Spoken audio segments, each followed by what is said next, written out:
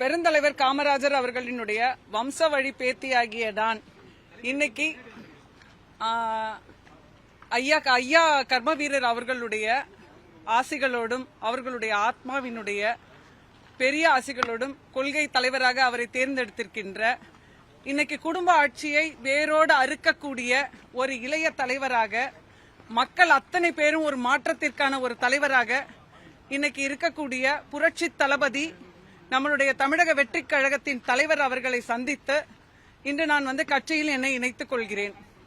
இந்த நிகழ்வுக்கு காரணமாக இருந்த தமிழக வெற்றி கழகத்தினுடைய பொதுச் செயலாளர் என் ஆனந்த் அவர்களுக்கும் கொள்கை பரப்பு செயலாளர் ஆனந்தராஜ் ஐஆர்எஸ் அண்ணன் அவர்களுக்கும் மனப்பூர்வமான நன்றியை தெரிவித்துக் கொள்கிறேன். கோட்டையில் தமிழக வெற்றி கொடி பறக்கும் என்பதே லட்சியம், வெற்றி நிச்சயம். நன்றி.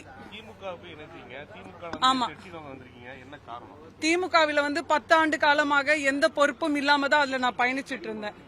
சமீப காலமாக நீங்க இந்த யூடியூபர் முக்தார் அவர்களுடைய பேட்டி எல்லாம் நீங்க பார்த்திருப்பீங்க.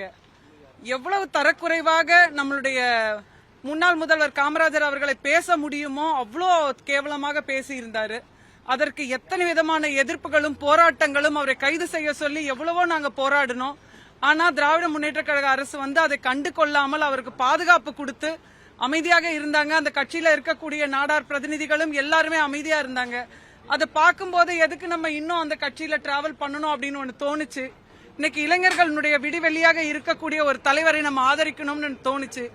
அதனால ஐயாவினுடைய குடும்பத்திலிருந்து நான் விஜய் அண்ணாவுக்கு சப்போர்ட் பண்றேன். நன்றி. இல்ல, நான் பொறுப்பு எதுவும் எதிர்பார்த்து இங்க வரல.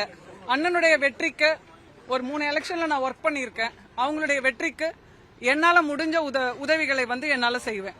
பிளே ஸ்டோர் மற்றும் ஆப் ஸ்டோரில் இருந்து பாலிமர் செயலியை QR கோடு மூலம் பதிவிறக்கம் செய்யுங்கள்.